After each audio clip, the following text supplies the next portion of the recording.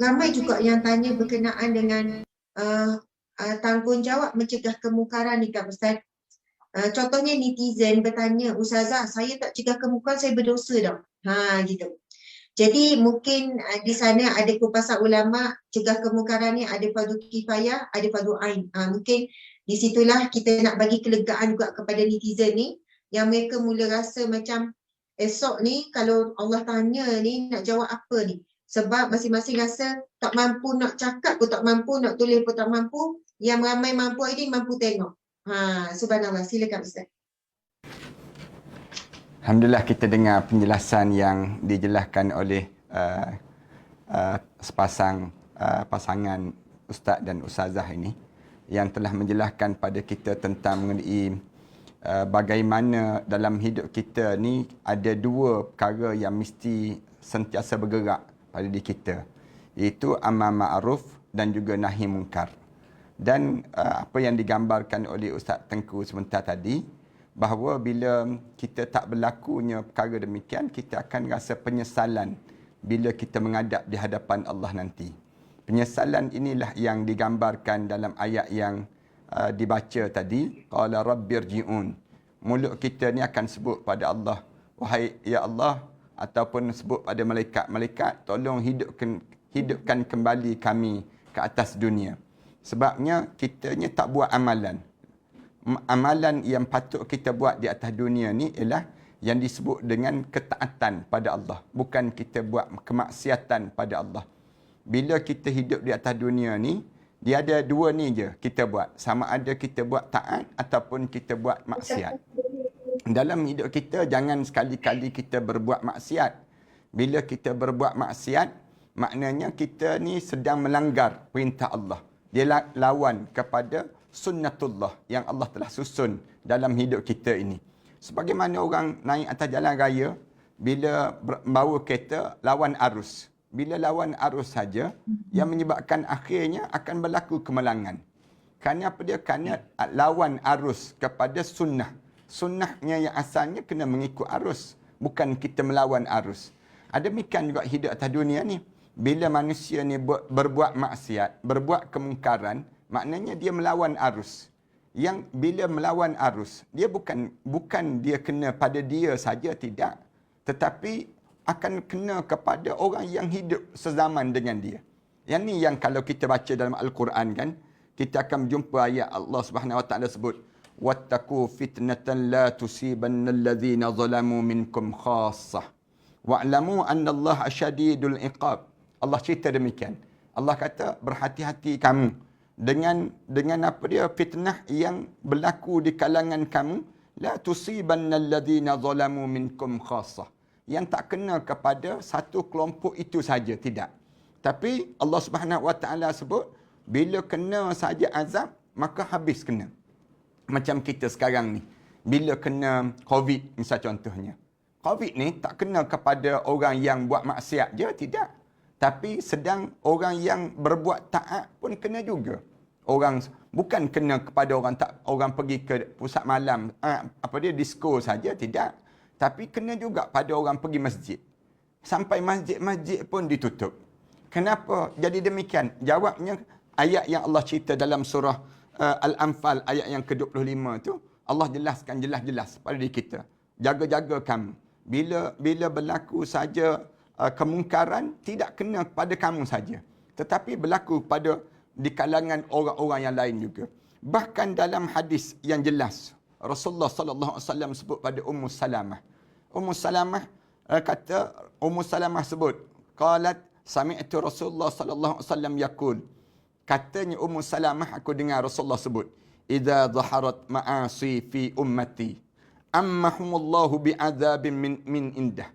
Rasulullah sallallahu alaihi wasallam sebut, kalaulah terang-terang umat aku berbuat maksiat di kalangan umat aku ni, ammahumullahu bi'adzab min indah, akan dikenakan azab kepada seluruh orang yang berada di sekitar mereka tersebut. Kalaulah ada maksiat, maknanya berlaku kemungkaran, Allah kenakan azab pada semua sekali.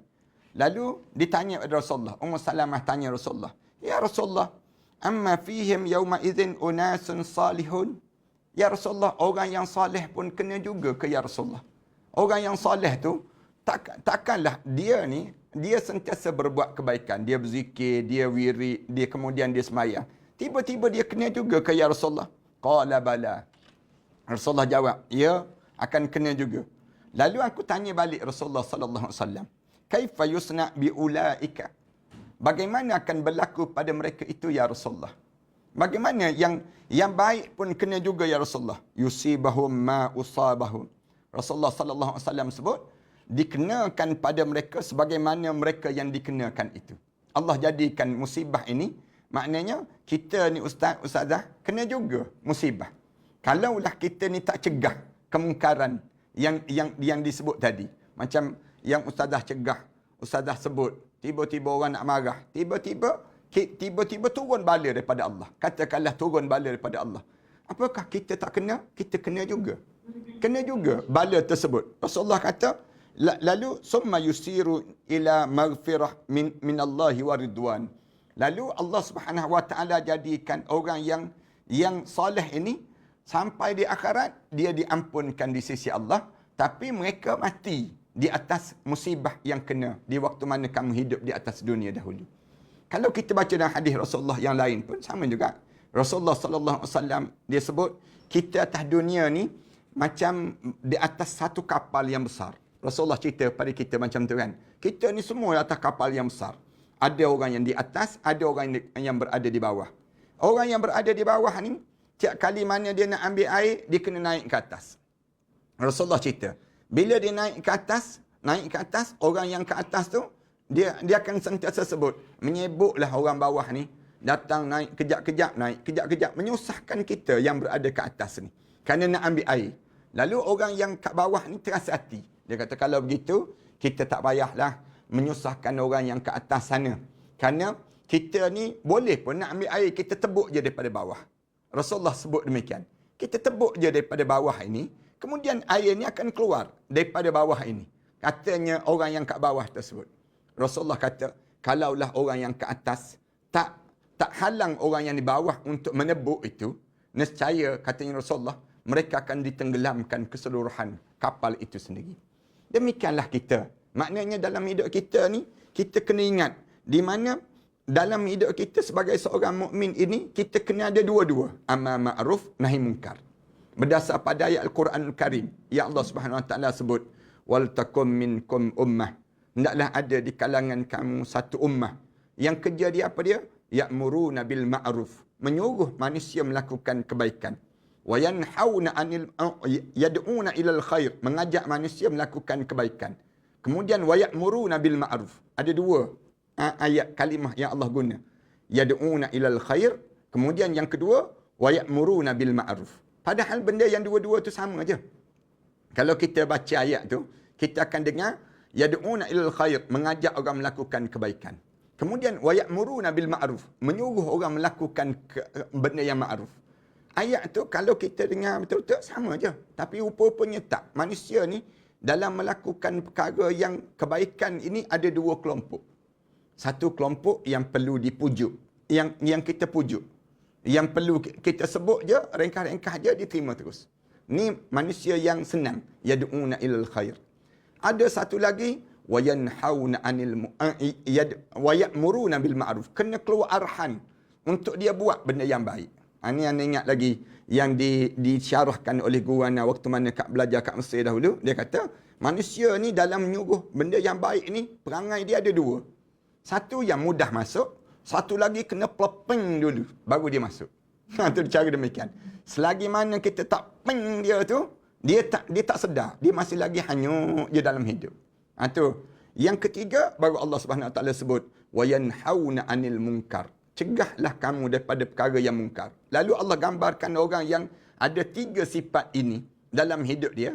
Sama ada yad'una ilal khair wa ya'muruna bil ma'ruf wa yanhauna 'anil munkar. Lalu Allah kata, wa ulaika humul muflihun. Orang ni orang paling berjaya.